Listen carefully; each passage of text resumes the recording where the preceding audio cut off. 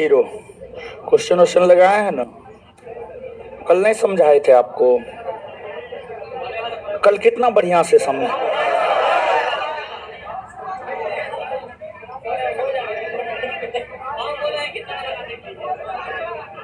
चलिए, राम राम।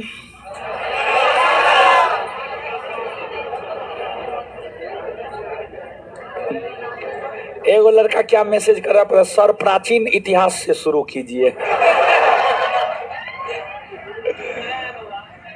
नया होगा, हाँ नया होगा। चलिए, आज से हम लोग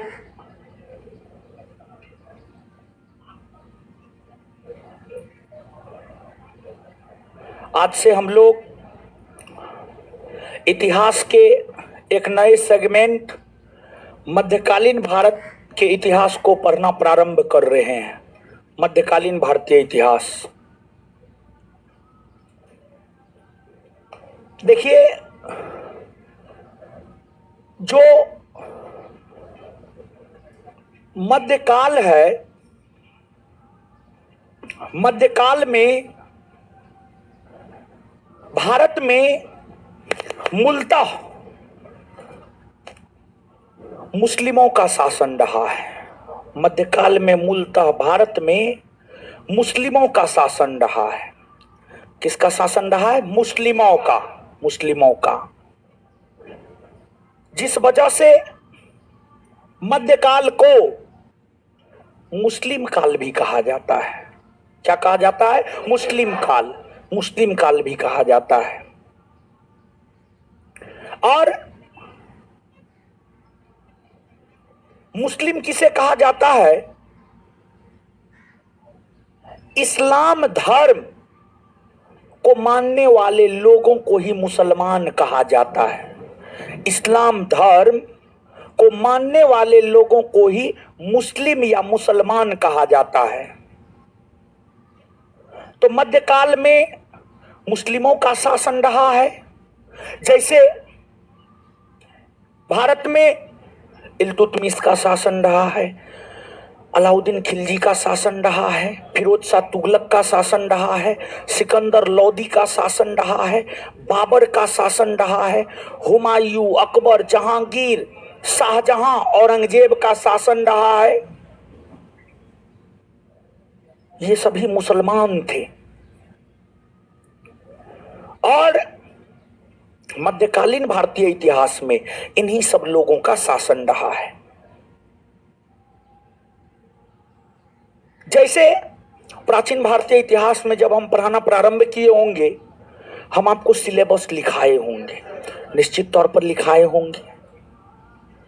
उसी प्रकार से अगर बात मध्यकालीन भारतीय इतिहास की करें, तो जो मध्यकालीन भारतीय इतिहास है, इसको पढ़ाने से पहले इसके सिलेबस से हम आपको अवगत करवा देते हैं। इसमें मूलतः 9 से 10 चैप्टर बनता है। 9 से 10 चैप्टर मध्यकालीन भारतीय इतिहास में जो है आपको बनता है। 9 से 10 चैप्टर है मध्यकालीन भारतीय इतिहास में। और देखिए, मध्यकालीन भारतीय इतिहास कुछ परीक्षा के लिहाज से महत्वपूर्ण है और कुछ परीक्षा के लिहाज से महत्वपूर्ण नहीं है। यहां पर फाउंडेशन बैच है, इसमें कोई स्पेसिफिक परीक्षा को तो टारगेट नहीं कर रहे हैं, इसमें तो हर परीक्षा को टारगेट करके बताना है। तो इसलिए मध्यकालीन भारतीय इतिहास को भी अच्छे से पढ़ना है। जिस प्रकार से हम लोगों ने प्राचीन भारतीय इतिहास को पढ़ा और 2023 यूपीएससी में जो प्रश्न आया आपके कॉपी से था, उसी प्रकार से मध्यकालीन भारतीय इतिहास को भी ऐसे पढ़ना है ताकि आगामी होने वाले किसी भी परीक्षा में अगर आप बैठे, चाहे बिहार पुलिस, बिहार दरोगा, बिहार एसएससी, बीपीएससी या अन्य किसी भी परीक्षा में बैठे, तो प्रश्न आपके कॉपी से हो और आप प्रश्न बना करके आए। ऐसे पढ़ना है हम लोगों को। अब मध्यकालीन का नोट मार्केट में बहुत सारा है, 2-3 प्रकार का नोट है मेरा। तो आप फाउंडेशन बैच में पढ़ते हैं, आप कोई नोट नहीं लीजिएगा, जो नोट बोलेंगे वो लेना है, ऐसे नहीं लेना, अपने मन से कुछ भी नहीं उठा लेना है। अपने मन से उठाइएगा तो इसके भागीदार आप स्वयं होंगे, हम इसके भागीदार नहीं होंगे। तो पढ़ने से पहले सिलेबस से अवगत करवा देते हैं। देखिए, एक बात तो स्पष्ट हो जाना चाहिए कि मध्यकालीन भारतीय इतिहास में हमें पढ़ना किसके बारे में है, तो पढ़ना मुस्लिम शासकों के बारे में है। पढ़ना मुस्लिम शासकों के बारे में है। और मुस्लिम कौन थे? इस्लाम धर्म को मानने वाले लोग मुस्लिम थे। तो हम जो मध्यकालीन भारतीय इतिहास पढ़ाना प्रारंभ करते हैं वह इस्लाम धर्म के उदय से, इस्लाम धर्म के उदय से हम आपको पढ़ाना प्रारंभ करते हैं। तो मध्यकालीन भारतीय इतिहास के अगर सिलेबस की हम बात करें तो मध्यकालीन भारतीय इतिहास का जो सिलेबस है, यानी पाठ्यक्रम है, सिलेबस है, जो पाठ्यक्रम है, इसके अंतर्गत पहला चैप्टर हम पढ़ाते हैं आपको। देखिए, हर बैच में हर तरीका से अपना पढ़ाते हैं। जैसे टारगेट बैच में सबसे पहले पढ़ाते हैं मध्यकालीन भारतीय इतिहास के स्रोत। तो आपके बैच में मेरा मन किया कि पहले इस्लाम धर्म का उदय पढ़े, फिर दूसरा चैप्टर पढ़ाएं। क्योंकि जब आप एस.के. पांडे का बुक देखेंगे तो उसमें सबसे पहले इस्लाम धर्म मध्यकालीन में बताया गया, फिर मध्यकालीन भारतीय इतिहास का स्रोत। तो वही बुक आज जो है पढ़े थे, तो इसलिए उसी के अनुरूप हम आपको पढ़ा रहे हैं। हर बैच में अलग अलग बुक पढ़ के पढ़ाते हैं, समझ गए। लेकिन कुछ बात मूल है जो हर बुक में मिलेगा। सिलेबस को अगर हम देखते हैं तो जो पहला चैप्टर है वह है आपको क्या, तो वह है आपको इस्लाम धर्म का उदय। इस्लाम धर्म का उदय। इस्लाम धर्म के उदय नामक चैप्टर में गौर से सुनिएगा। इस्लाम धर्म के उदय नामक चैप्टर में हम लोगों को इस्लाम धर्म के विषय में जानना है तथा इस्लाम धर्म के जो प्रवर्तक हैं, यानी इस्लाम धर्म के जो संस्थापक हैं, पैगंबर हजरत मोहम्मद साहब, उसके विषय में जानना है इस चैप्टर में। इसके बाद हम लोगों का, ए लड़का, ए क्या कर रहे हैं आप? हवा में उड़ने वाले दुबला पतला, आप ही को बोल रहे हैं। मुड़ी गोद के क्या कर रहे हैं? लिख रहे हैं। लिखाएंगे ना, आप काहे चिंता करते हैं? हम हर चीज लिखाते हैं ना जी। तब बताइए का है इतना इतना हड़बड़ी कौन बात का है? ट्रेन पकड़ना है, कोई बुलाई है का? अजीब हाल है। इस्लाम धर्म का उदय। तो चलिए, आप लोग लिखने ही हम विश्वास करते, लिखिए लिखिए सिलेबस। सिलेबस समझाएंगे भी, हे भगवान समझाएंगे। अरे वो बात, कौन बात नहीं समझाते हैं आपको, बताइए ना। हमारे और बिट्टू झा से ज्यादा कोई आपको समझाएगा? कोई नहीं समझाएगा। लिखिए अब सिलेबस। पहला, इस्लाम धर्म का उदय।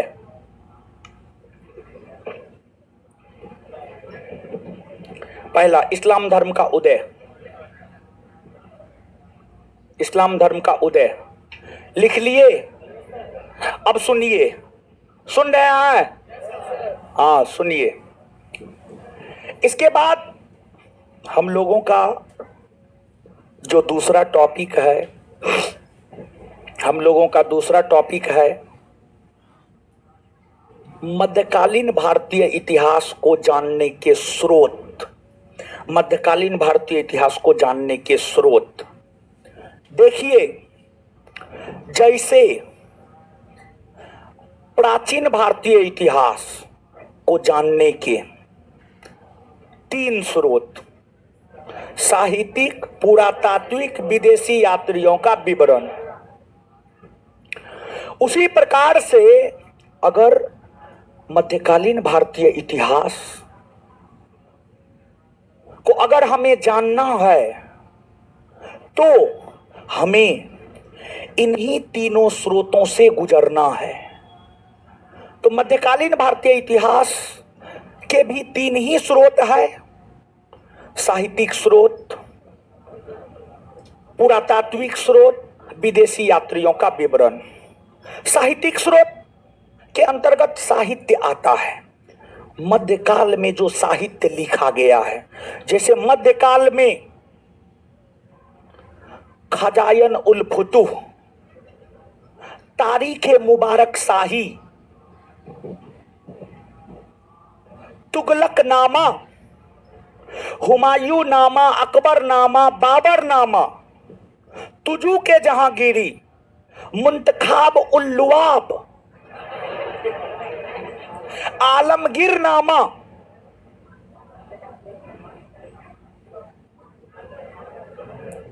मुंतखाब उल तवारीख,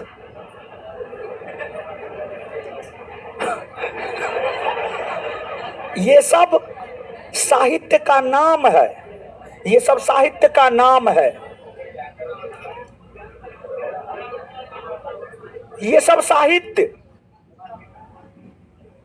अलग अलग शासक के शासनकाल के समय लिखा गया है। जैसे आलमगीरनामा औरंगजेब के समय लिखा गया है, अकबरनामा अकबर के समय लिखा गया है, तारीख मुबारक शाही मुबारक शाह के समय लिखा गया है,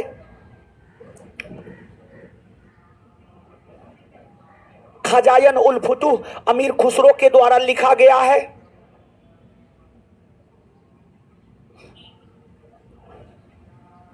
पद्मावती शेरशाह सूरी के समय लिखा गया है। ये तमाम ऐसे साहित्य हैं जो हमें मध्यकालीन भारतीय इतिहास के विषय में जानकारी प्रदान करता है। आ जाइए आप, आइए आइए, काहे दूसरे को डिस्टर्ब करते हैं आप? कहाँ थे आप बताइए? बैठिए, तीसरा नंबर पे बैठिए, बैठाइए हो। कहाँ थे आप? लेट हो गया। बताइए, आपके लिए हम रुके हुए थे। देखिए मात्र एक पॉइंट लिखा है, वो एक पॉइंट जल्दी से आप लिख लीजिए। तो चलिए अब आगे सुनिए। ये तो साहित्यिक स्रोत हो गए। फिर इसके बाद विदेशी यात्रियों का विवरण। देखिए मध्यकाल में अलग अलग शासक के समय अलग अलग विदेशी यात्री आया था। जैसे हम आपको बता दें कि मध्यकाल में एक विजयनगर बहमनी साम्राज्य पढ़िएगा तो विजयनगर में एगो पढ़िएगा देवराय प्रथम, देवराय द्वितीय, कृष्ण देवराय। देवराय प्रथम के समय इटली यात्री निकोलो कांटी आया था। देवराय द्वितीय के समय फारस यात्री अब्दुल रज्जाक आया था। कृष्णदेव राय के समय डोमिंग पायस और बारबोसा आया था। फिर जहांगीर के समय कैप्टन हॉकिंस सर थॉमस मुंडो आया था। तो अलग अलग विद्वान अलग अलग समय में मध्यकाल में भारत की यात्रा की। और जब मध्यकाल में ये सब विद्वान भारत की यात्रा किया तो उन्होंने अपना यात्रा वृत्तांत भी लिखा। तो उनकी रचनाओं से भी हमें मध्यकालीन भारतीय इतिहास के विषय में जानकारी प्राप्त होता है। फिर तीसरा पुरातात्विक स्रोत। पुरातात्विक स्रोत में क्या आता है? तो देखिए, जो मध्यकालीन शासक हुए,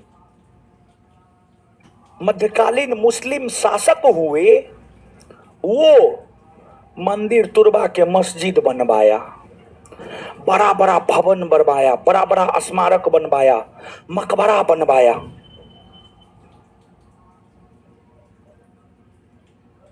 देखिए, भारत प्राचीन काल से लेकर आज तक हमेशा अधिक हिंदू आबादी वाला देश रहा है।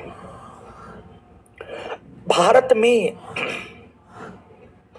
पहले मंदिर का निर्माण हुआ। मंदिर का निर्माण गुप्त काल में होना शुरू हो गया था, और गुप्त काल 319 ईस्वी से लेकर 550 ईस्वी, और इस्लाम धर्म का उदय हुआ है 610 ईस्वी में। 610 ईस्वी में इस्लाम धर्म का उदय हुआ है, जबकि भारत में मंदिर का निर्माण गुप्त काल में होना शुरू हुआ था। गुप्त काल 319 से 550, इस समय ही भारत में मंदिर सब बनने लगा था। तो पहले मंदिर बना, बाद में जाकर इस्लाम धर्म का उदय हुआ, और इस्लाम धर्म का उदय भारत में थोड़े हुआ। 610 ईस्वी में भारत में थोड़े हुआ ना, मक्का में हुआ था। सऊदी अरब में हुआ था। सऊदी अरब में हुआ था। सऊदी अरब जो है आपको यहां पर है, यहां पर सऊदी अरब है, समझ गए? यहां पर सऊदी अरब है। सऊदी अरब में इस्लाम धर्म का उदय हुआ था, और भारत यहां है। तो अब यहां से यहां आने में समय लगेगा कि नहीं लगेगा?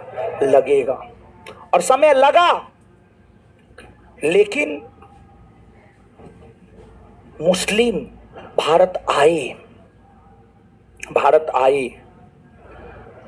और मुस्लिमों ने भारत में शासन किया, और मुसलमानों ने हिंदू मंदिरों को तोड़ा।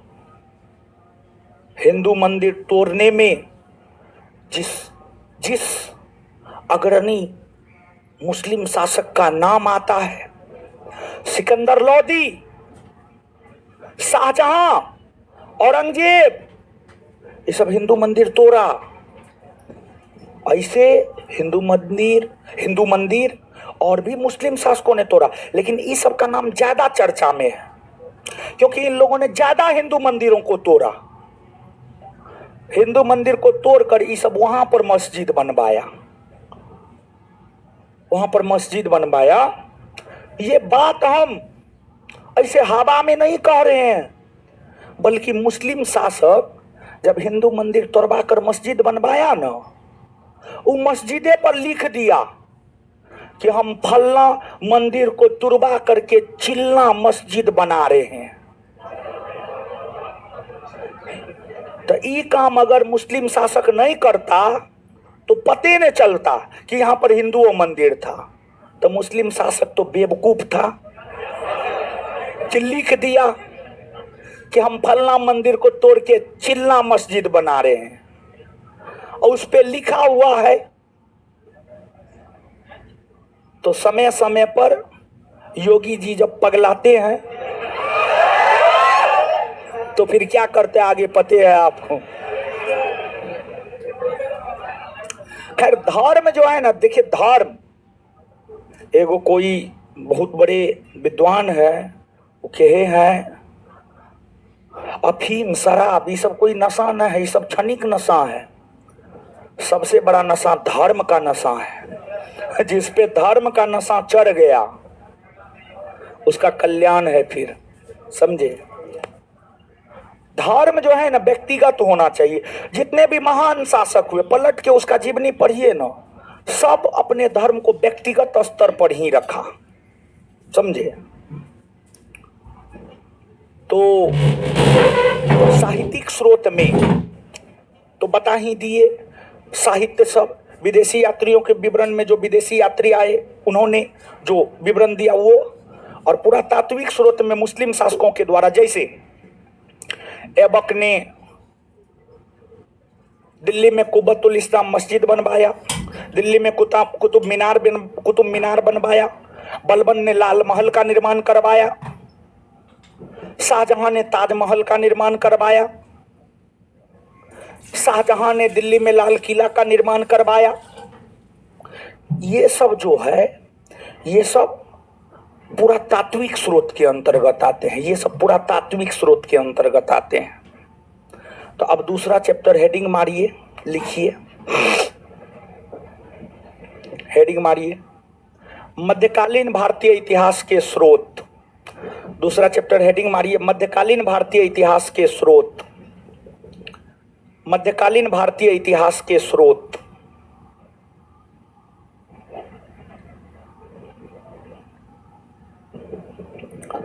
मध्यकालीन भारतीय इतिहास के स्रोत।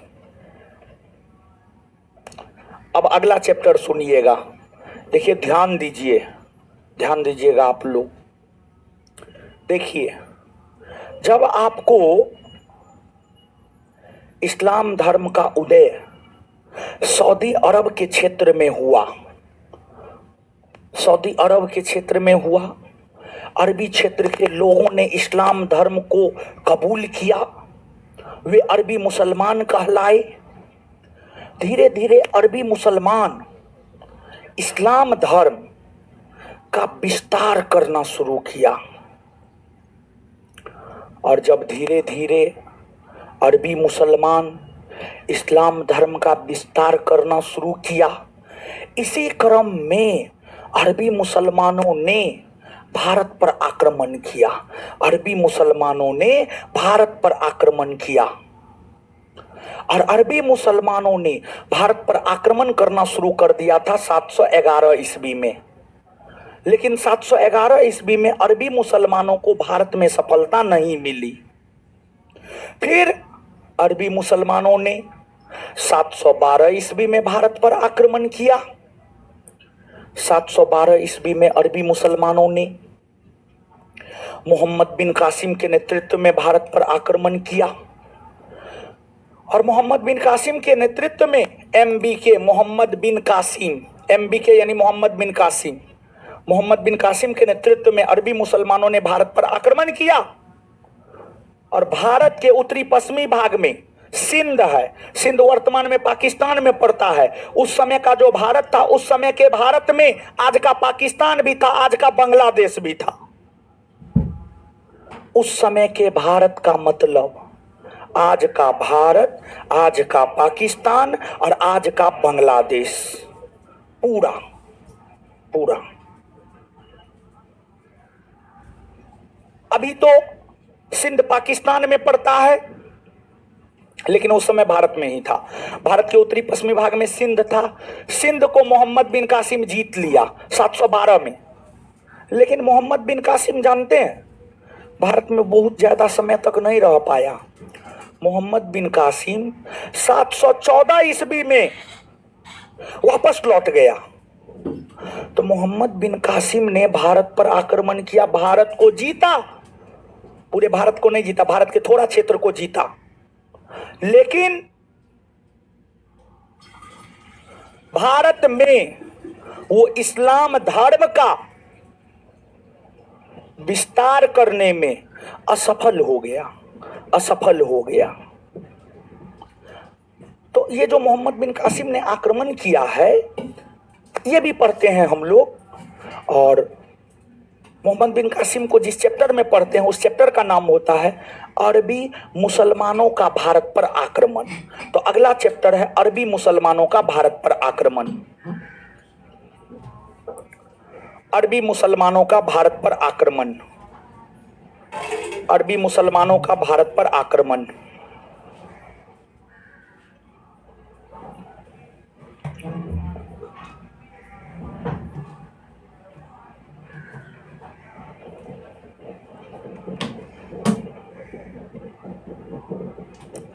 सुनिए, समझिए, अरबी मुसलमान भारत पर आक्रमण किया, लेकिन उसका बहुत ज्यादा प्रभाव भारत पर नहीं पड़ा।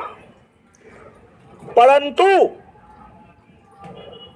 बाद के वर्षों में तुर्की मुसलमानों ने भारत पर आक्रमण किया। बाद के वर्षों में तुर्की मुसलमान, आप सुने होंगे, महमूद गजनबी ने भारत पर आक्रमण किया, मोहम्मद गौरी ने भारत पर आक्रमण किया। तो ये जो महमूद गजनबी 1000 ईस्वी से लेकर 1027 ईस्वी तक लगातार 17 बार भारत पर आक्रमण किया, और मोहम्मद गौरी 1175 ईस्वी से लेकर अब 1205 ईस्वी तक, 1175 ईस्वी से लेकर 1205 ईस्वी तक लगातार और बार बार भारत पर आक्रमण किया। तो ये जो टोपी वाला सो रहे हैं, नानी याद तो हम दिला देंगे। जो क्लास में सोएगा 100 रुपया जुर्माना। क्या जी? हाँ टोपी खोलिए, टोपी खोलिए, हाँ रखिए। कितना बढ़िया दिख रहे हैं बताइए, मुंह और दिख रहा है। टोपी पहने हुए तो मुंह नहीं दिखता था महाराज।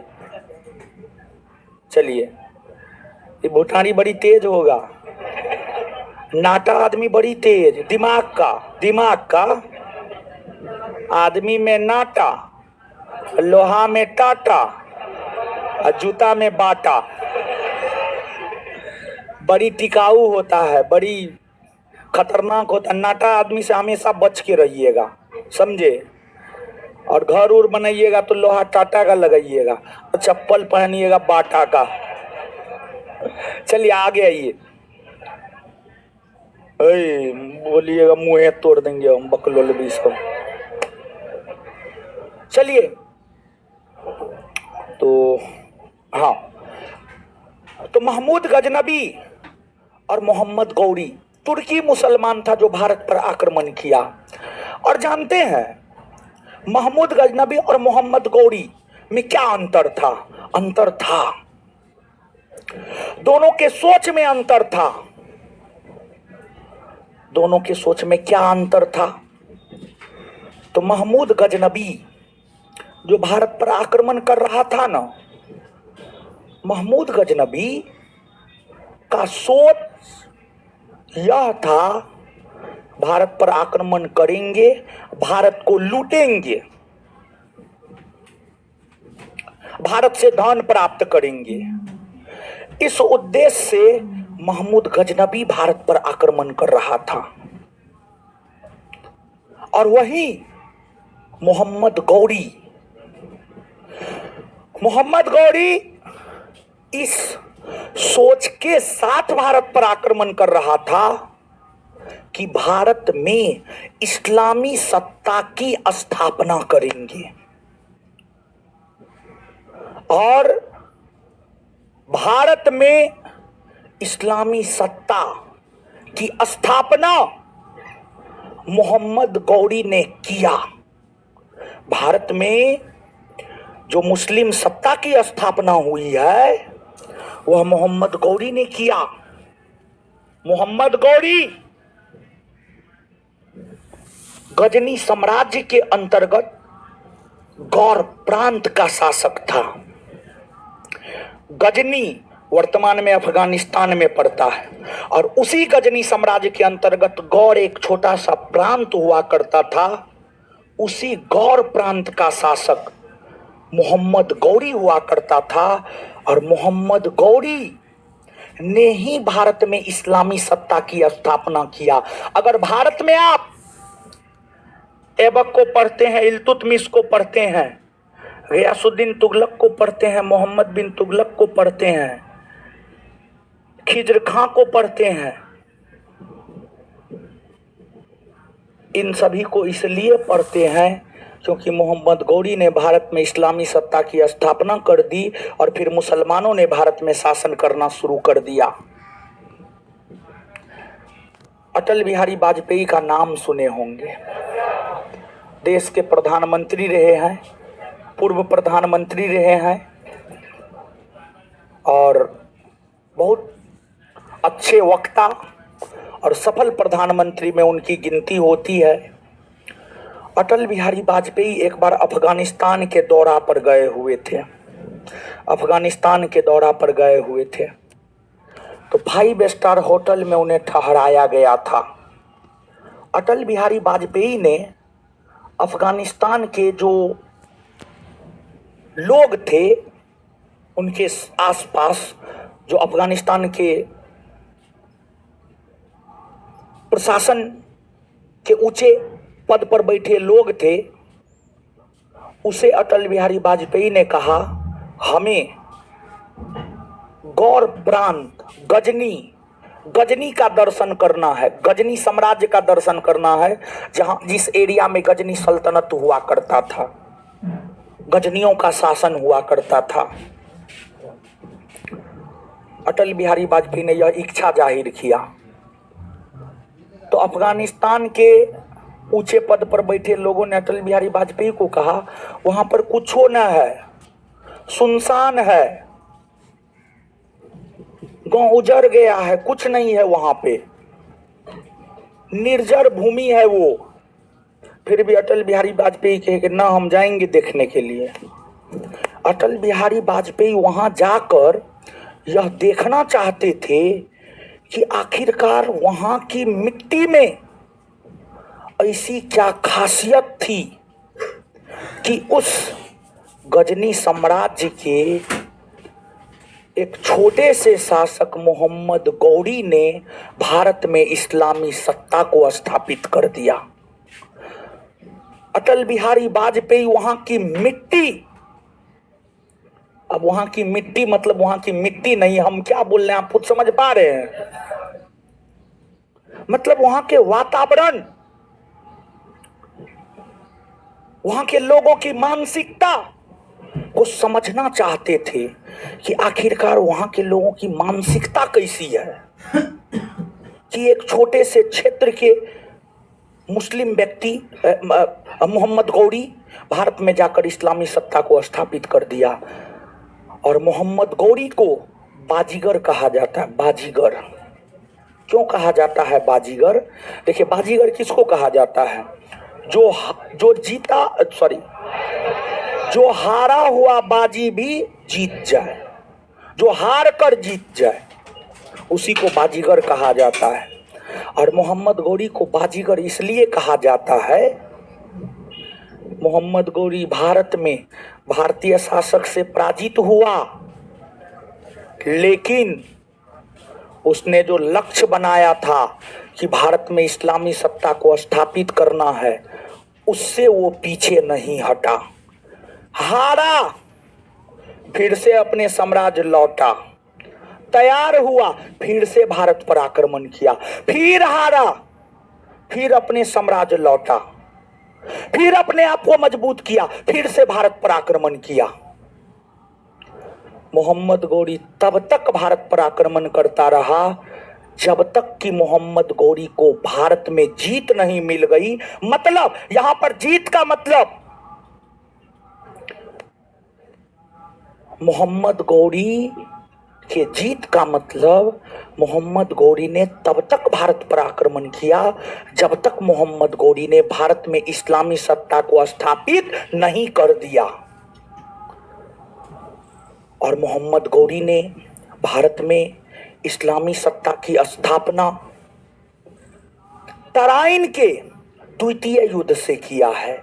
और तराइन का द्वितीय युद्ध हुआ है 1192 में तराइन का द्वितीय युद्ध हुआ है। और उसी तराइन के द्वितीय युद्ध से मोहम्मद गौरी ने भारत में इस्लामी सत्ता की स्थापना कर दिया। तो मोहम्मद गौरी और महमूद गजनबी को जो पढ़ते हैं, तुर्की मुसलमान थे ये दोनों, तुर्की मुसलमान थे ये दोनों, तो तुर्की मुसलमान थे ये दोनों। और इसलिए इन दोनों के विषय में जिस चैप्टर के अंतर्गत पढ़ते हैं उस चैप्टर का नाम है तुर्की मुसलमानों का भारत पर आक्रमण। तो अगला चैप्टर आप लोगों का है तुर्की मुसलमानों का भारत पर आक्रमण।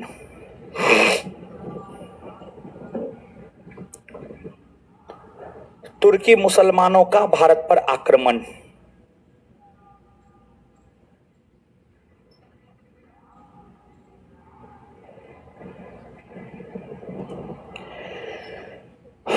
अब देखिएगा आगे गुरुजी लोग, तुर्की मुसलमान महमूद गजनबी भी था, मोहम्मद गौरी भी था, लेकिन भारत में इस्लामी सत्ता को स्थापित करने में सफलता किसको मिली? मोहम्मद गौरी। मोहम्मद गौरी, तो मोहम्मद गौरी तक तो यहीं देख लेंगे। लेकिन मोहम्मद गौरी के बाद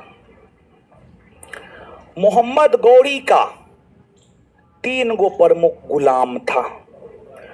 और मोहम्मद गौरी का जो 3 गो प्रमुख गुलाम था, एक का नाम था ऐबक, दूसरे का यालदोज और तीसरे का कुबाचा। ऐबक, यालदोज और कुबाचा, ये तीनों मोहम्मद गौरी के गुलाम थे। ये तीनों मोहम्मद गौरी के क्या थे? गुलाम। मोहम्मद गौरी का दास था, मोहम्मद गौरी का नौकर था। जो कहना है आप कहिए, दास कहिए, गुलाम कहिए, नौकर कहिए, सब एक बात है। सब क्या है? एक बात। मोहम्मद गौरी के इन दासों में से सबसे योग्य और दूरदर्शी ऐबक था, कुतुबुद्दीन ऐबक था। मोहम्मद गौरी के निधन होने के बाद कुतुबुद्दीन ऐबक ने 1206 में भारत में दिल्ली सल्तनत की स्थापना करी और 1206 में कुतुबुद्दीन ऐबक ने जिस दिल्ली सल्तनत की स्थापना करी, वह दिल्ली सल्तनत 1206 से लेकर 1526 ईस्वी तक अस्तित्व में रहा। अर्थात इसके बाद हम लोगों का जो अगला चैप्टर हुआ है वह है आपको दिल्ली सल्तनत।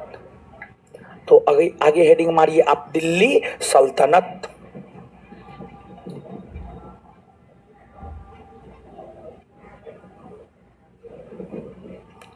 दिल्ली सल्तनत।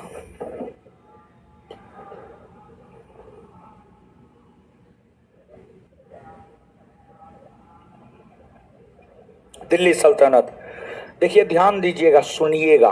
दिल्ली सल्तनत, बात अगर हम लोग दिल्ली सल्तनत की करें, बात अगर हम लोग दिल्ली सल्तनत की करें, दिल्ली सल्तनत की करें, तो दिल्ली सल्तनत का शासनकाल है 1206 से 1526। 1526 लंबा कालखंड है। इस लंबे कालखंड में 5 राजवंश के शासकों ने शासन किया। ओए बकलोल भी सब चश्मा वाली, चश्मा फोड़ देंगे हम।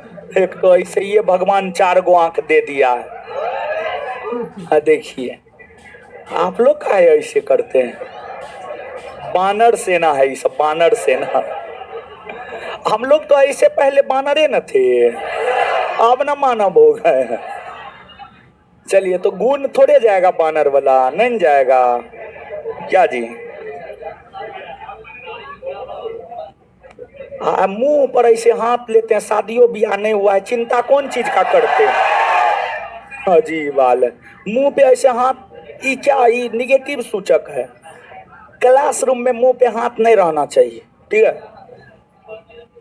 मतलब ऐसे हाथ है, मतलब आप हैं यहाँ लेकिन आप यहाँ है नहीं, आपका दिमाग कहीं और चल रहा है। अब समझिएगा आप, दिल्ली सल्तनत के अंतर्गत टोटल 5 राजवंश के शासकों ने शासन किया।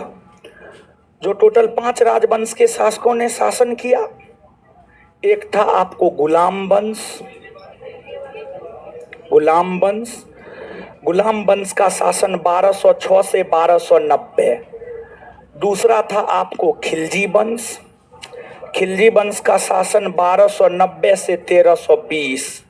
1290 से 1320। 1320।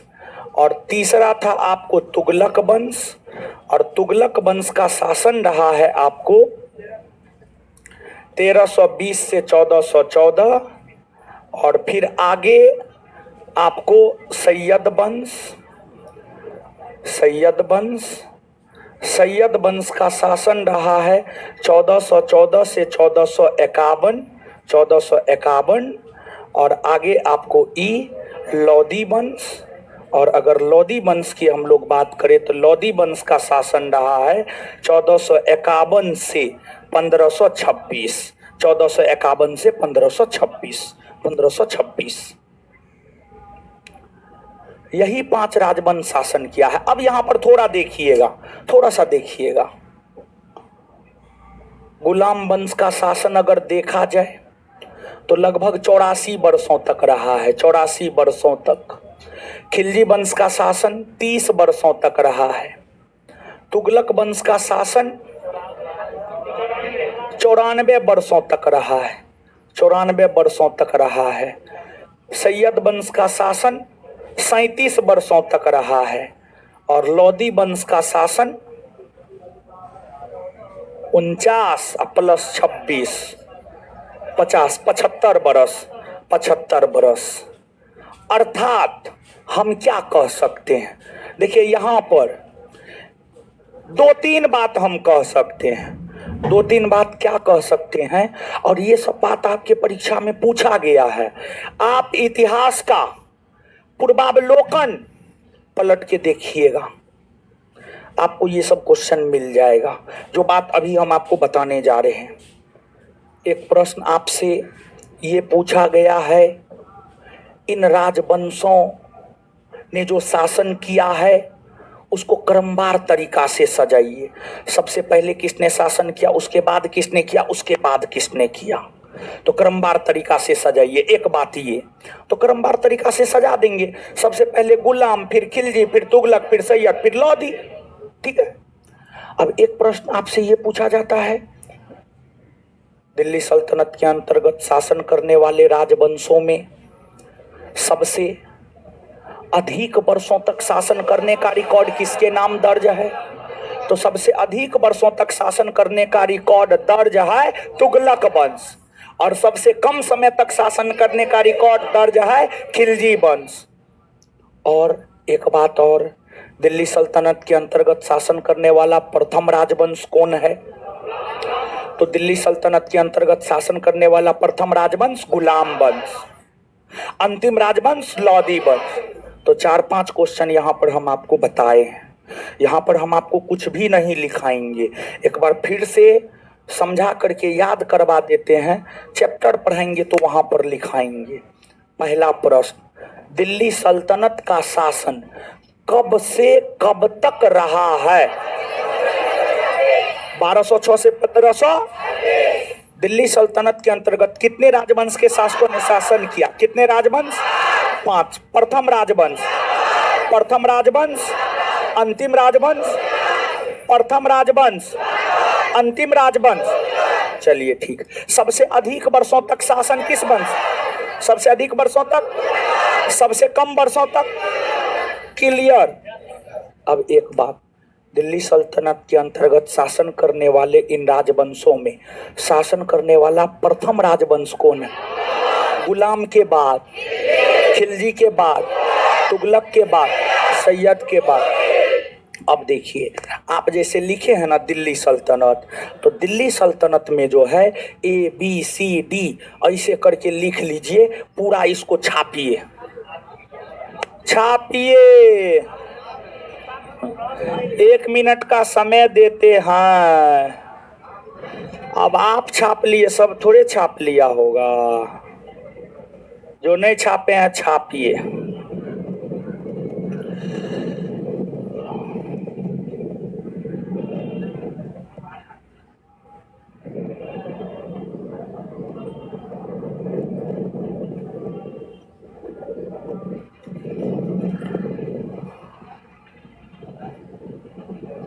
गुरुजी लोग छाप लिए, 1 मिनट नहीं हुआ है। आप तो छापने ही में व्यस्त रहते हैं। कहाँ घर है जी, जहानाबाद। जहानाबाद का आदमी सब ठीके होता है, ठीक होता है। नहीं, हमको तो खचरा तो होता है। अरे कलयुग ने घोर कलयुग है, इसमें खचरा होना पड़ेगा। ठीक है, सीधा साधा लोग सरवाइव नहीं कर सकता है इस युग में, समझे।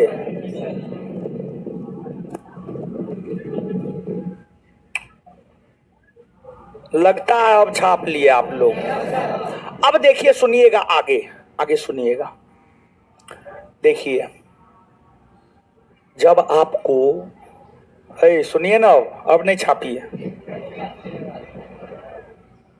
अब सुनिए आगे। जब आपको तुगलक वंश का शासन था, तो तुगलक वंश के अंतर्गत एक शासक हुआ करता था जिसको पगला शासक कहा जाता था। उसका नाम था मोहम्मद बिन तुगलक। मोहम्मद बिन तुगलक। मोहम्मद बिन तुगलक के समय दिल्ली सल्तनत के साम्राज्य का सबसे ज्यादा विस्तार हुआ और साथ ही साथ सबसे ज्यादा विद्रोह भी उसी के समय हुआ। जैसे आप देखते होंगे, जो बच्चा जितना बदमाश पढ़ने में उतना तेज, वही बात। सबसे ज्यादा साम्राज्य का विस्तार भी मोहम्मद बिन तुगलक के समय ही हुआ और सबसे ज्यादा विद्रोह भी मोहम्मद बिन तुगलक के समय ही हुआ। मोहम्मद बिन तुगलक के समय जब विद्रोह हुआ तो दक्षिण भारत में भी विद्रोह हुआ था। और दक्षिण भारत में जो है महाराष्ट्र और कर्नाटका के क्षेत्र में विद्रोह हुआ। और जब कर्नाटका के क्षेत्र में विद्रोह हुआ तो एक विजयनगर साम्राज्य की स्थापना 1336 ईस्वी में हुई। और जब महाराष्ट्र में विद्रोह हुआ तो बहमनी साम्राज्य की स्थापना 1347 ईस्वी में हुआ।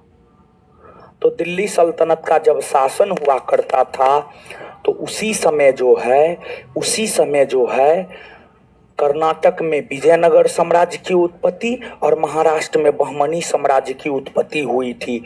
तो यहीं पर हम लोग विजयनगर और बहमनी साम्राज्य को भी पढ़ लेते हैं। अर्थात आपके सिलेबस के अंतर्गत जो अगला टॉपिक होगा, यानी 6ठा नंबर टॉपिक होगा, वह विजयनगर और बहमनी साम्राज्य। विजयनगर और बहमनी साम्राज्य। विजयनगर और बहमनी साम्राज्य। विजयनगर और बहमनी साम्राज्य। विजयनगर और बहमनी साम्राज्य।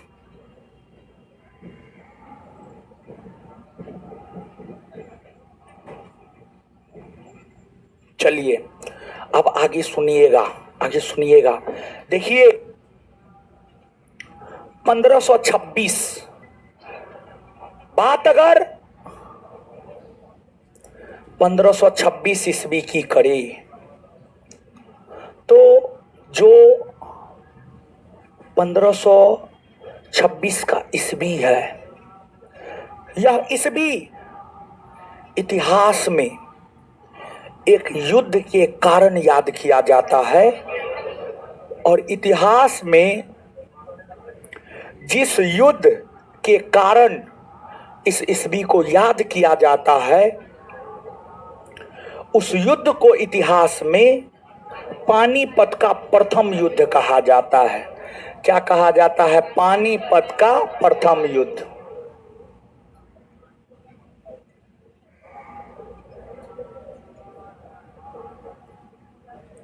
देखिए आप सुनिएगा, पानीपत का प्रथम युद्ध।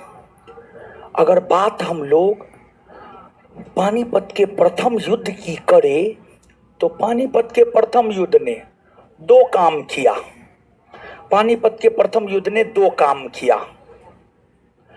एक काम, पानीपत के प्रथम युद्ध ने, देखिए इसके काम को आप तब समझ पाइएगा जब आप ये जानिएगा कि युद्ध किसके किसके बीच हुआ। देखिए ये जो युद्ध है, पानीपत का जो प्रथम युद्ध है, 20-21 अप्रैल 1526 को हुआ। और यह युद्ध दिल्ली सल्तनत के अंतिम सुल्तान हुआ करता था, उसका नाम था इब्राहिम लोदी और बाबर। पानीपत का प्रथम युद्ध 20-21 अप्रैल को इब्राहिम लोदी और बाबर के बीच हुआ। इस युद्ध में इब्राहिम लोदी की हार हुई, बाबर की जीत हुई। अब यहां पर समझिएगा कि जो बात पहले बोले थे कि पानीपत के प्रथम युद्ध ने दो काम किया, तो पानीपत के प्रथम युद्ध ने पहला काम यह किया कि दिल्ली सल्तनत के शासन का अंत कर दिया तथा पानीपत के प्रथम युद्ध ने दूसरा काम यह किया कि इस युद्ध में जब बाबर की जीत हुई तो बाबर ने भारत में मुगल वंश की स्थापना कर दी। मतलब पानीपत के प्रथम युद्ध ने जहां एक तरफ दिल्ली सल्तनत के शासन का अंत कर दिया तो वहीं दूसरी तरफ मुगल वंश के शासन को स्थापित कर दिया। तो अब आगे हम लोगों को यहाँ पर जो अगला चैप्टर पढ़ना है वह चैप्टर है मुगल वंश। कौन चैप्टर है? मुगल वंश। तो अगला चैप्टर हेडिंग मारिए मुगल वंश। मुगल वंश, मुगल वंश। अब देखिए मुगल वंश, अगर बात आप मुगल वंश की करेंगे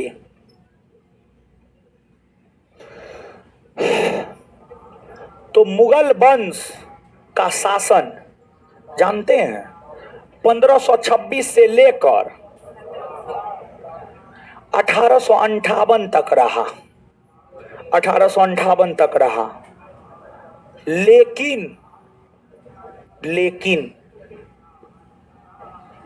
एक तो पहली बात यह है कि 1526 में मुगल वंश की स्थापना पानीपत के प्रथम युद्ध से हुआ। दूसरी बात 1858 ईस्वी में एक अधिनियम पारित हुआ था और 1858 ईस्वी में जो अधिनियम पारित हुआ था उस अधिनियम को इतिहास में कहा जाता है 1858 का भारत परिषद अधिनियम। 1858 का कहाँ खोए हुए हैं? क्या कोई दिक्कत है? नहीं ना। तो यहीं पे रहिए ना, मुंह ऊपर करके रहिए। बोर्ड देखिए ना, हम सुंदर ना है, बोर्ड तो सुंदर है ना जी। बोर्ड को देखिए कम से कम। ऐसे मुंह गोतले है शुतुरमुर्ग के तरह। शुतुरमुर्ग ना मुंह गोतता है जी, सही है ना बोले हैं? हाँ वही मुंह गोतता है। हाँ जो भी है। चलिए आप आगे सुनिए। 1858 में एक अधिनियम पारित हुआ था जिस अधिनियम का नाम था 1858 का भारत परिषद अधिनियम। 1858 के भारत परिषद अधिनियम के तहत ही मुगल सत्ता का अंत किया गया। तो मुगलों का शासन जो है 1526 से लेकर 1858 तक रहा। लेकिन शक्तिशाली ढंग से जो मुगलों का शासन रहा है वो 1526 से 1707 तक रहा है। लेकिन हम जब मुगल पढ़ाते हैं ना तो यहाँ पर जब मुगल पढ़ाते हैं सामान्य तौर पर देखिए, जब मुगल कोई टीचर पढ़ाएगा तो बाबर से लेकर औरंगजेब तक मध्यकालीन में पढ़ा देगा और औरंगजेब के उत्तराधिकारी से लेकर अंतिम मुगल बादशाह बहादुर शाह जफर तक वो मध्यकालीन वो आधुनिक भारतीय इतिहास में पढ़ाएगा, आधुनिक भारतीय इतिहास में पढ़ाएगा। लेकिन हम जब मुगल पढ़ाते हैं ना पूरा एक के साथ पढ़ा देते हैं, आधुनिक में हम नहीं पढ़ाएंगे। तो इसलिए मुगल काल में यहाँ पर आप लिख लीजिए 1526 से 1858 सब मुगल बादशाह को देख लेंगे यहीं पर। अब आगे सुनिए, देखिए ऐसे तो 17-18 मुगल बादशाह हुआ, समझ गए? बाबर, हुमायूं, अकबर, जहांगीर, शाहजहां, औरंगजेब, बहादुर शाह प्रथम, जहांदार शाह, फर्रुखसियर, रफीउद्दर्जात, रफीउद्दौला, मोहम्मद सारंगीला,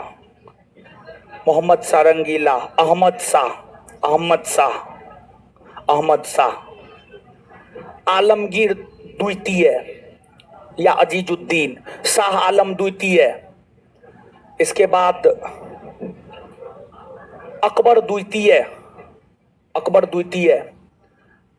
बहादुर शाह जफर या बहादुर शाह द्वितीय, ये तमाम मुगल बादशाह हुए। लेकिन इन तमाम मुगल बादशाहों में मुगल वंश के जो अंतिम महान बादशाह हुए, मुगल वंश के जो अंतिम महान बादशाह हुए, अंतिम और महान दोनों शब्द जोड़ रहे हैं, अंतिम महान बादशाह हुए, वह औरंगजेब, वह औरंगजेब। और औरंगजेब कट्टर मुसलमान था, कट्टर मुसलमान था, कट्टर धर्मांध मुसलमान था, कट्टर धर्मांध मुसलमान था औरंगजेब। औरंगजेब कट्टर धर्मांध मुसलमान था, कट्टर धर्मांध मुसलमान था। औरंगजेब ने अपना लक्ष्य भारत को इस्लामी राष्ट्र बनाने का किया, और जैसे औरंगजेबी लक्ष्य बनाया तो हिंदूवादी शक्तियां औरंगजेब की धार्मिक नीति का विरोध करना शुरू कर दिया। और इसी परिस्थिति में जाकर शिवाजी की उत्पत्ति हुई, शिवाजी की उत्पत्ति हुई। और शिवाजी ने विषम परिस्थिति में हिंदुत्व के झंडा को बुलंद किया।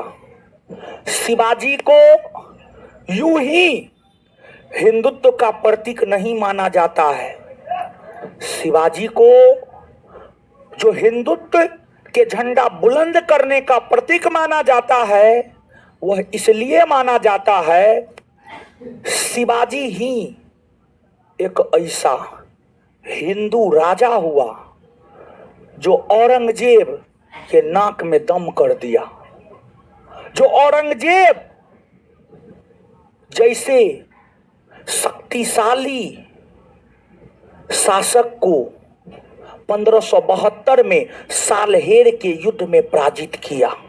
1672 में सालहेर के युद्ध में पराजित किया। और शिवाजी के द्वारा हिंदुत्व के झंडे को बुलंद करने को लेकर जिस साम्राज्य की स्थापना की गई थी, उस साम्राज्य का नाम था मराठा साम्राज्य। क्या नाम था? मराठा साम्राज्य। अभी तक शिवाजी को लेकर रोटी सेका जाता है मुख्य तौर पर महाराष्ट्र में। जो कौन है वो, कोई ठाकरे और है, उद्धव ठाकरे, बाला साहेब ठाकरे, राज ठाकरे, ये सब का नाम सुने हैं? ये सब शिवाजी के नाम पर ना अपना राजनीतिक रोटी सेकता है जी, शिवाजी के नाम पर सेकता है, अभी तक सेक रहा है। तो हाँ, शिवसेना पार्टी हिंदुत्व की विचारधारा को बुलंद करता है। शिवसेना का महत्व उस समय बहुत अधिक था जब उसका नेतृत्व बाला साहेब ठाकरे कर रहे थे। बाला साहेब ठाकरे खुलेआम वक्तव्य देते थे, खुलेआम। और बाला साहेब ठाकरे की जो शिवसेना थी, वो एक ऐसी शिवसेना थी जिसके सामने कोई राजनीतिक शक्ति इंक्लूडिंग प्रधानमंत्री तक को बाला साहेब ठाकरे के सामने झुकना पड़ता था। हिंदुत्व के बदौलत अपना एक ऐसा कारवां खड़ा किए हुए थे बाला साहेब ठाकरे, और वो भी शिवाजी के बदौलत। समझ गए? तो अब अगला टॉपिक होगा मराठा साम्राज्य। मराठा साम्राज्य लिख लीजिए, मराठा साम्राज्य। मराठा साम्राज्य। अब इसके बाद जानते हैं, जैसे आपने प्राचीन भारतीय इतिहास पढ़ा है, हाँ या ना? हाँ, प्राचीन भारतीय इतिहास में सामाजिक धार्मिक सुधार आंदोलन आप पढ़े होंगे। हाँ, महात्मा बुद्ध महावीर स्वामी को नहीं पढ़े? वही तो है महाराज सामाजिक धार्मिक सुधार आंदोलन। जैसे महात्मा बुद्ध और महावीर स्वामी ने प्राचीन काल में सामाजिक धार्मिक सुधार आंदोलन चलाने का काम किया, उसी प्रकार से मध्यकाल में संतों ने, मुस्लिम संतों ने, हिंदू संतों ने सामाजिक धार्मिक सुधार आंदोलन चलाया। हिंदू धर्म में जो कुरीतियां फैली हुई थी उसको लेकर हिंदू संतों ने सामाजिक धार्मिक सुधार आंदोलन चलाया।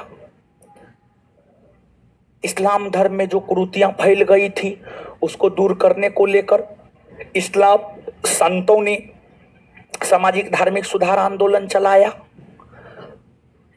हिंदू संतों ने जो सामाजिक धार्मिक सुधार आंदोलन चलाया उसे भक्ति आंदोलन, और मुस्लिम संतों ने जो सामाजिक धार्मिक सुधार आंदोलन चलाया उसे सूफी आंदोलन, उसे सूफी आंदोलन।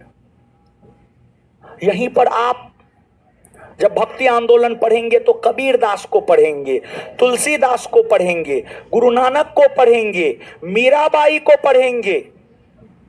मीराबाई के जब पति मर गए थे ना, मीराबाई जब विधवा हो गई तो मीराबाई के जब पति मरे थे तो मीराबाई पर प्रेशर बनाया गया कि वो सती हो जाए, लेकिन मीराबाई सती नहीं हुई। मीराबाई भगवान कृष्ण को अपना पति मानने लगी, भगवान कृष्ण को, और भगवान कृष्ण को अपना पति मानकर मीराबाई अपना पूरा जीवन यापन की और भक्ति आंदोलन के एक बहुत बड़ी कवित्री बनकर निकली मीराबाई। मीराबाई के विषय में एकाध गो क्वेश्चन पूछा जाता है, मीराबाई की कुछ रचनाएं हैं ये सब पूछा जाता है, मीराबाई के कुछ स्टेटमेंट है ये सब पूछा जाता है। जैसे महात्मा बुद्ध क्या बोले थे, संसार दुखी है। मीराबाई भी इस बात का अनुसरण करती थी कि पूरा का पूरा संसार दुखी है। तो मीराबाई और महात्मा बुद्ध दोनों में समानता यह है कि दोनों इस बात को मानते थे कि यह जो संसार है पूरा का पूरा संसार दुखी है। प्रश्न पूछा जाता है मीराबाई और महात्मा बुद्ध में क्या समानता है, तो उत्तर होगा दोनों इस बात को मानते थे कि संसार दुखी है, संसार दुखी है। समझ गए? फिर जब आप सूफी आंदोलन को पढ़ेंगे तो वहीं पर शेख मोइनुद्दीन चिश्ती हो गए, बुरहानुद्दीन गरीब हो गए, चिराग देहलवी हो गए, निजामुद्दीन ओलिया हो गए, बाबा फरीद हो गए। इन सभी के विषय में पढ़ना है। तो अगला चैप्टर हम लोगों का होगा भक्ति और सूफी आंदोलन।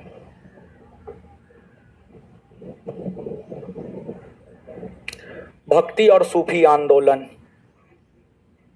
और कुछ बचा है ना? सब तो लिखाइए दिए क्या? वो मुगल पढ़ेंगे ना तो वहां पर सूरी वंश पढ़ा देंगे, ठीक है? मुगले में मुगलों के शासन के दौरान ही सूरी वंश का शासन रहा था। मुगल वंश का शासन जो 1526 से 1858 तक है ना जी, इसी बीच में 1540 से 1555 तक सूरी वंश का शासन रहा है। तो मुगल पढ़ते हुए ही सूरी वंश पढ़ लेंगे। जब आप हुमायूं पढ़िएगा ना तो हुमायूं के बाद सूरी वंश पढ़ा देंगे। तो नहीं भी लिखे हैं तो कोई दिक्कत ना है, यही आपका सिलेबस है, इसी को पढ़ना है।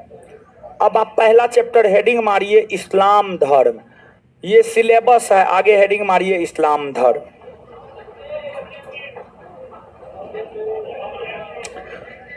होगा होगा होगा होगा। अरे कम से कम सिलेबस लिखाए हैं, सिलेबस समझाए हैं, विस्तार पूर्वक समझाए हैं। इसको हम 2 मिनट में लिखा भी सकते थे, लेकिन एक जो है आपके दिमाग में पिक्चर क्लियर हुआ होगा कि आपको पढ़ना क्या क्या है। नए दिमाग में पिक्चर क्लियर हुआ, कि भक्ति सूफी में क्या पढ़ना है, मुगल में क्या पढ़ना है, दिल्ली सल्तनत में क्या पढ़ना है, तुर्क आक्रमण में क्या पढ़ना है, अरबी आक्रमण में क्या पढ़ना है, स्रोत में क्या पढ़ना है और इस्लाम धर्म में क्या पढ़ना है। एक पूरा फिगर क्लियर हुआ होगा आपको। तो ये क्लियर होना बड़ी जरूरी है महाराज।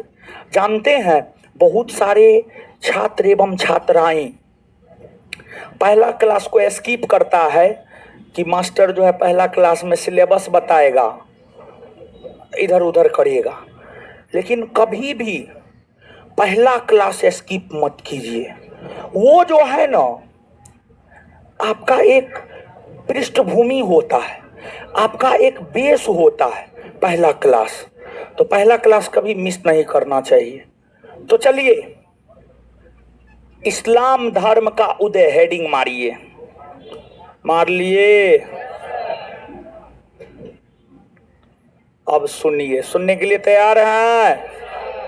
हाँ सुनिए। अब इस्लाम धर्म, बात अगर इस्लाम धर्म की करें तो इस्लाम धर्म का उदय 7वीं सदी ईस्वी में हुआ है।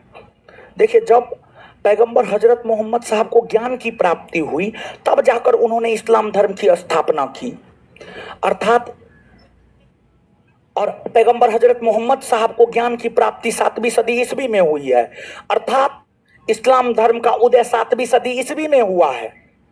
बीपीएससी का ये पूछा हुआ क्वेश्चन है, अंदाज 40वीं या 42वीं बीपीएससी, 40वीं या 42वीं बीपीएससी में ये प्रश्न पूछा है, इस्लाम धर्म का उदय कौन सदी ईस्वी में हुआ है? आंसर हो जाएगा इस्लाम धर्म का उदय 7वीं सदी ईस्वी में हुआ है, 7वीं सदी ईस्वी में हुआ है। तो पहला पॉइंट लिखिएगा,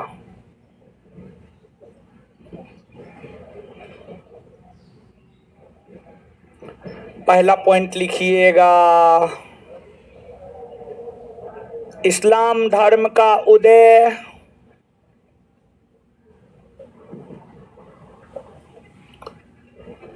उदय 7वीं सदी ईस्वी में हुआ है। उसको कमेंट, जो विद्यार्थी कमेंट करता है उसको जवाब देते हैं ना जी। हाँ तो मुंह देखने के लिए आपको हम यहाँ पे नहीं बैठाए हैं। हाँ तो कमेंट का जवाब देते रहिए, क्या जी, है कि ना? हाँ इस्लाम धर्म का उदय 7वीं सदी ईस्वी में हुआ है।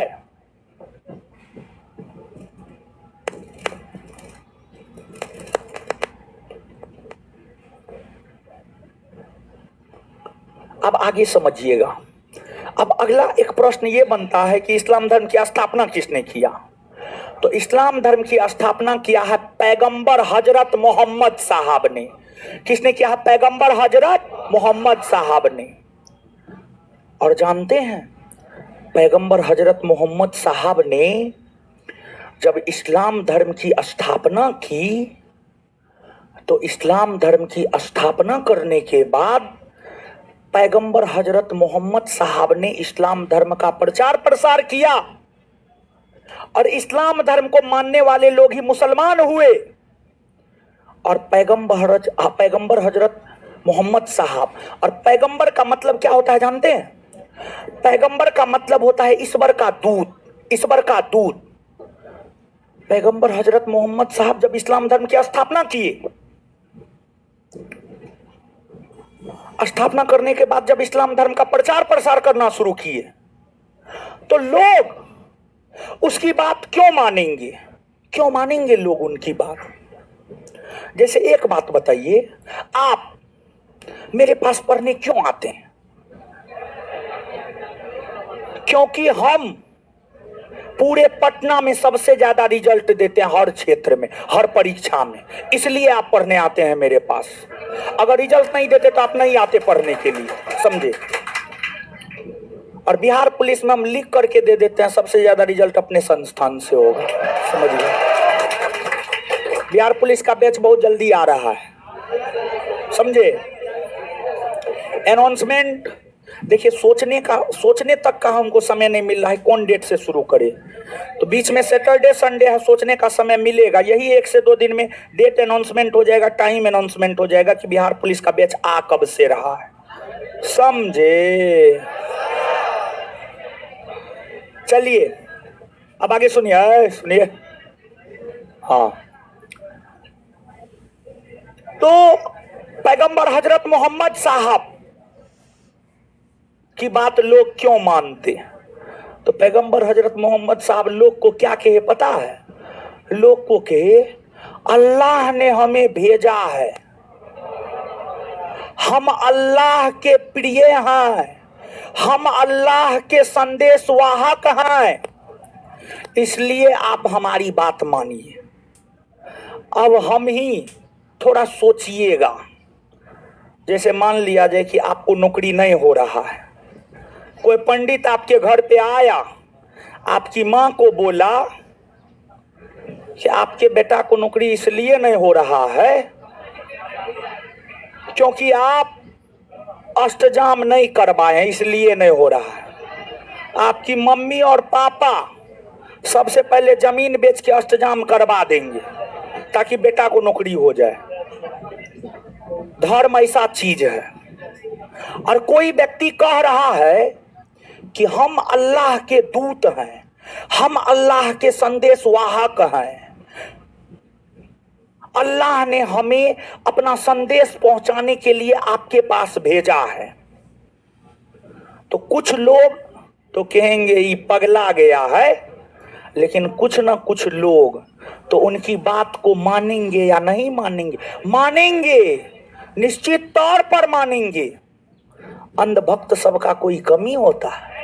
कोई कमी न है दुनिया में। दुनिया का 90% लोग सुना सुनाया पर चलता है, 10% लोग अपना दिमाग लगा करके जीवन जीता है। आप में से भी 90% लोग उसी प्रकृति के होंगे कि कौवा कान लेकर उड़ गया तो कौवा को देखेंगे उड़ा है, अपना कान नहीं देखेंगे कान है कि ना है। समझे? ये मानव की प्रवृत्ति होती है, ये ह्यूमन नेचर है। लेकिन हम कहते हैं कि मानव और पशु में अंतर होना चाहिए। मानव को सोचने वाला प्राणी बनना चाहिए, मानव को सोचना चाहिए। तो सोचने वाला प्राणी थोड़ा सा आप बनिए, समझे? तो पैगंबर हजरत मोहम्मद साहब का विरोध कुछ लोगों ने किया और कुछ लोगों ने पैगंबर हजरत मोहम्मद साहब का समर्थन भी किया। तो पैगंबर हजरत मोहम्मद साहब इस्लाम धर्म का विस्तार करने में जुट गए। और जब एक कारवा पैगंबर हजरत मोहम्मद साहब का तैयार हो गया, जिसे पैगंबर हजरत मोहम्मद साहब ने मुस्लिम की संज्ञा दी, और पैगंबर हजरत मोहम्मद साहब ने अपने अनुयायियों को 5 बात का पालन करने को कहा। जैसे जब महात्मा बुद्ध और महावीर स्वामी को जब ज्ञान की प्राप्ति हुई तो उन्होंने अपने अनुयायियों को सत्य, अहिंसा, अस्तेय, अपरिग्रह, ब्रह्मचर्य, ये 5 धर्म का पालन करने को कहा। हाँ या ना? हाँ। उसी प्रकार से पैगंबर हजरत मोहम्मद साहब ने अपने अनुयायियों को 5 बातों का पालन करने को कहा। और पैगंबर हजरत मोहम्मद साहब ने अपने अनुयायियों को जिन 5 बातों का पालन करने को कहा, उसमें पहला, प्रतिदिन मतलब 24 घंटा में, मतलब एक दिन में कम से कम 5 बार नमाज अदा करना है, नमाज पढ़ना है, कम से कम 5 बार।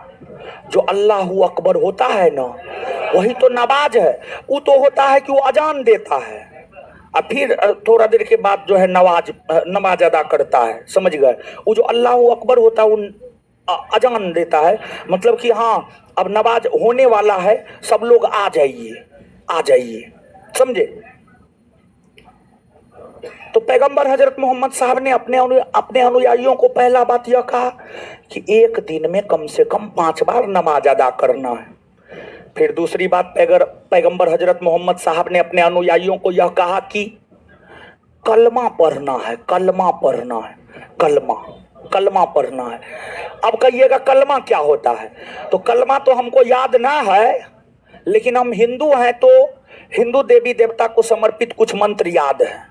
जैसे कर्पूर गौरंग करुणा अवतारंग संसार सारंग भुजगेंद्र हारंग सदा बसंतंग हृदयारविंदे भवंग भवानी। ये भगवान शिव को समर्पित मंत्र है। ओम भूर्भुवः स्वः तत्सवितुर्वरेण्यं भर्गो देवस्य धीमहि धियो यो न प्रचोदयात्। माँ गायत्री को समर्पित मंत्र है ये। तो जैसे फिर हाँ हनुमान चालीसा है, जैसे श्री गुरु चरण सरोज रज निज मन मुकुर सुधारी, इसी प्रकार से है।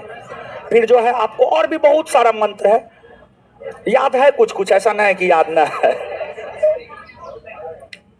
जय हनुमान ज्ञान गुण सागर, जय कपीस तिहु लोक उजागर, रामदूत अतिलुत बलधामा, अंजनी पुत्र पवन सुत नामा, है ना? हाँ हाँ, हो गया हो गया। तो जैसे ये मंत्र है ना, जैसे ये हिंदू मंत्र है ना, जैसे हम लोग कोई भी काम करते, जैसे खाना खाते हैं, तो जो धार्मिक लोग होंगे भगवान को याद करते हैं, थोड़ा सा खाना गिराते हैं, पानी गिरा देते हैं, करते हैं कि नहीं करते? वैसे ही इस्लाम धर्म के लोग खाना खाने वक्त या कोई भी अच्छा काम करने वक्त वो कलमा पहले पढ़ लेते हैं। तो कलमा एक प्रकार का मंत्र होता है। जैसे हिंदू धर्म में जो मंत्र अभी बोले ये सब मंत्र होता है, वैसे इस्लाम धर्म में मंत्र को कलमा कहा जाता है। कलमा पढ़ना है। दूसरी बात ये। तीसरी बात, पैगंबर हजरत मोहम्मद साहब ने अपने अनुयायियों को यह कहा कि हज यात्रा पे जाना है, हज यात्रा पे, तीर्थ यात्रा पे जाना है। मतलब इस्लाम धर्म से जुड़ा हुआ जो स्थल है, जैसे मक्का मदीना, उसकी यात्रा पर जाना है। चौथा, रमजान का माह होता है, पूरा एक माह रोजा रखना होता है, रोजा रखना होता है। और इसमें क्या होता है, रोजा में क्या होता है जानते हैं? सुबह में सूर्योदय से पहले खा लीजिए, उसको कहा जाता है सहरी, सहरी, सहरी कहा जाता है। सुबह में सूर्योदय से जो पहले, रोजा के दिनों में मुस्लिम सूर्योदय से पहले जो अन्न जल ग्रहण करते उसको सहरी कहा जाता है। और शाम में सूर्योदय के ठीक बाद जो भोजन ग्रहण करते हैं उसको इफ्तार कहा जाता है, इफ्तार या इफ्तारी कहा जाता है, इफ्तार या इफ्तारी कहा जाता है। तो जो रोजा रखता है ना, वो सेहरी और इफ्तारी करता है। हाँ, ऐसे तो सब सेहरी और इफ्तारी करता है। ऐसे तो नीतीशो कुमार रमजान के महीने में जो है टोपी लगा करके अपना इफ्तारी में लग जाता है। मजबूरी है, मुस्लिम वोट के लिए ऐसा करता है, समझे? हाँ, तेजस्वी टोपी पहन के चादर ओढ़ के घूमने लगता है, समझे? वोटे के लिए सब करता है, समझे? हाँ, अब समझिए। तो क्या गो हुआ हो? 4 गो।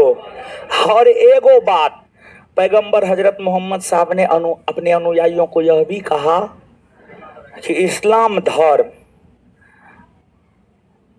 का विकास ऐसे थोड़े होगा। इस्लाम धर्म को मानने वाले लोग कुछ पैसा और दीजिएगा तभी ना विकास होगा। तो कहा जकात दीजिए, धार्मिक कर दीजिए। लेकिन हजरत मोहम्मद साहब ने यह कहा जो मुसलमान धनवान है वो दीजिए, और जो देने की स्थिति में ना है वो मत दीजिए। तो जकात, जकात मतलब धार्मिक कर दीजिए। तो पैगंबर हजरत मोहम्मद साहब ने अपने अनुयायियों को 5 बातों का पालन करने को कहा। एक दिन में 5 बार नमाज अदा करना, कलमा पढ़ना, हज पर जाना, रोजा रखना और जकात देना, जकात नामक कर देना। ये 5 गो बात। तो यहां तक पहले लिखिए ना, अब लिखिए।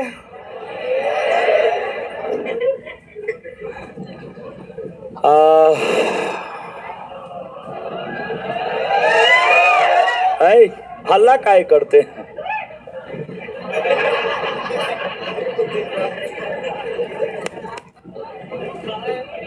कूट देंगे, कूट कुटाइयो हम करते हैं, नहीं पता है? पटना का पहला मास्टर जो फट्टा से खूब फटियाते हैं, अब तो देखा देखी बहुते मास्टर फटियाने लगा। 2017 से पढ़ा रहे हैं, 2017 ये से फटिया रहे हैं, समझे? और वही फट्टा का कारण है रिजल्ट, वही डर, रिजल्ट बनता है। तो कूट देंगे आगे में बैठ करके ही सुअर वाला आवाज निकालिएगा। तो अब ऐसा ऐसा बातें बोलेंगे ना आप लोग, क्या कियाना ही बंद कर दीजिएगा। निकालिए, बोलेंगे सुअर का आवाज निकाल रहे हैं और घटिया घटिया बात बोलेंगे। लिखिए, इस्लाम धर्म के संस्थापक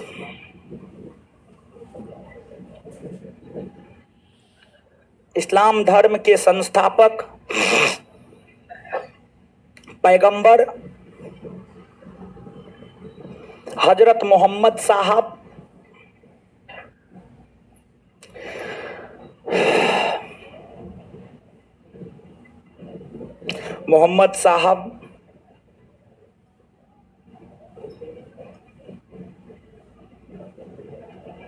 हाँ थे लिखिए, हाँ सॉरी थे लिखिए, सॉरी थे, हाँ थे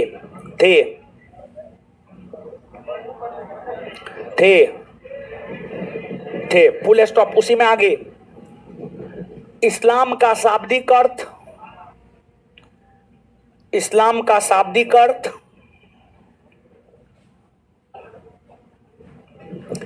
अल्लाह को समर्पित होना होता है।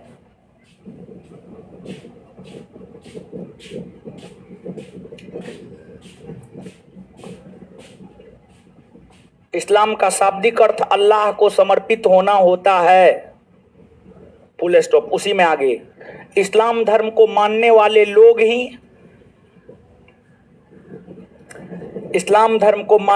लोग ही मुसलमान कहलाए। इस्लाम धर्म को मानने वाले लोग ही मुसलमान कहलाए।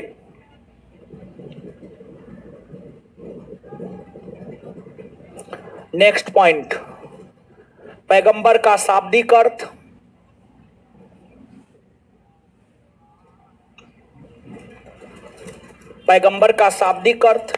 ईश्वर का दूत होता है।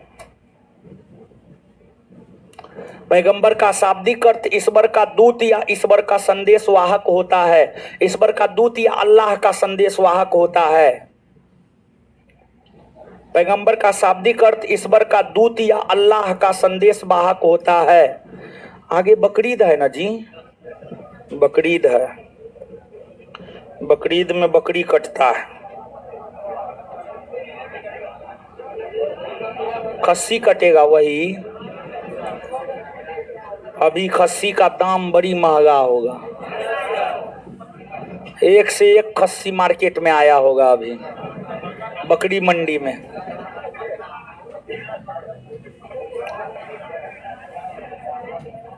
नेक्स्ट पॉइंट, पैगंबर हजरत मोहम्मद साहब ने अपने अनुयायियों को, नेक्स्ट पॉइंट,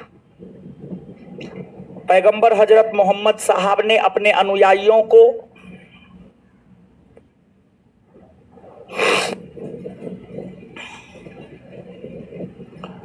पैगंबर हजरत मोहम्मद साहब ने अपने अनुयायियों को 5 बातों का पालन करने को कहा। पैगंबर हजरत मोहम्मद साहब ने अपने अनुयायियों को 5 बातों का पालन करने को कहा। 5 बातों का पालन करने को कहा, फुल स्टॉप। 1 नंबर में, प्रतिदिन कम से कम 5 बार नमाज अदा करना है। प्रतिदिन कम से कम 5 बार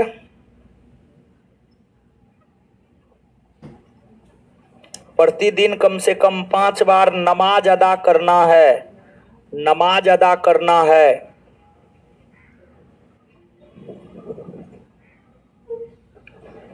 2 नंबर में कलमा पढ़ना है। 2 नंबर में कलमा पढ़ना है। कलमा पढ़ना है। 3 नंबर में रोजा रखना है। रमजान के पवित्र माह में रोजा रखना है या रोजा रखना है। रोजा रखना है। हमको पता है इस बार एगो लड़की हमको इफ्तार खिलाई थी। हाँ, एगो लड़की इफ्तार खिलाई थी 8 से 10 बैच की। 8 से 10 फाउंडेशन बैच की एक लड़की इफ्तार खिलाई थी। बहुत कुछ बना कर खिलाई थी।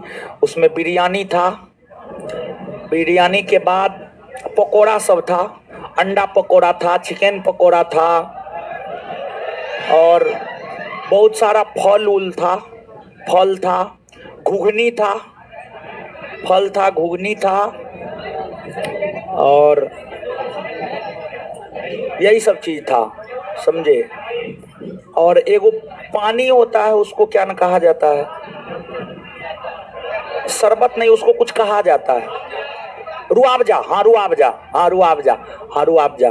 वो भी सब चीज ला करके दी थी वो लड़की। शाम के टाइम में ही दी थी। 8 से 10 फाउंडेशन बैच की लड़की थी। चलिए आगे लिखिए। बकरीद में जानते हैं हमको बहुत सारा मीट आता है। बकरीद में, बकरीद में कम से कम नहीं आता है ना, 10 किलो के आसपास मीट आता है। फ्रिज में रख के कम से कम 1 महीना तक मीटे बना के खाते हैं। फ्रिज में रख देते हैं, फ्रीजर में नहीं खराब होता है। हाँ, एकदम चलता है 1 माह तक। बकरीद आ रहा है ना, 1 माह तक अब मीटे चलेगा।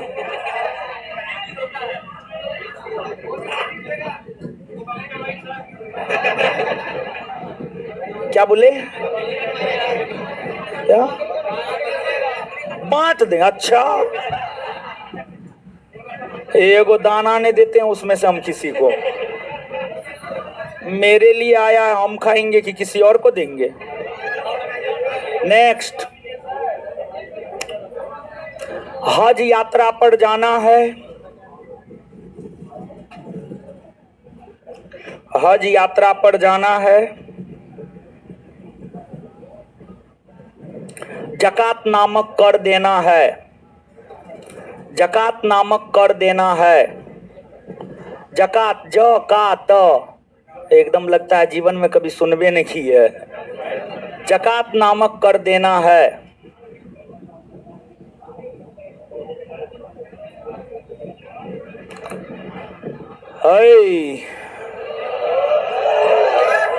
अब सुनिए आगे। बताइए, इस्लाम धर्म का उदय कब हुआ? 7वीं सदी ईस्वी में। इस्लाम धर्म का उदय कब हुआ है? इस्लाम धर्म के संस्थापक पैगंबर हजरत मोहम्मद। पैगंबर का शाब्दिक अर्थ ईश्वर का दूत। पैगंबर का शाब्दिक अर्थ, पैगंबर हजरत मोहम्मद साहब ने अपने अनुयायियों को कितने बातों का पालन कर? पहला, दूसरा, तीसरा, चौथा, 5वां। क्लियर? याद हो गया है? अब सुनिए, सुनिए सुनिए। फिर बाद में जो है, देखिए, प्राचीन भारतीय इतिहास खत्म कर दिए थे। ऑब्जेक्टिव में बौद्ध धर्म तक हो गया था, उससे आगे का ऑब्जेक्टिव करवाना है। तो जो भी प्राचीन भारतीय इतिहास भी पढ़े हैं और मध्यकालीन पढ़ रहे हैं,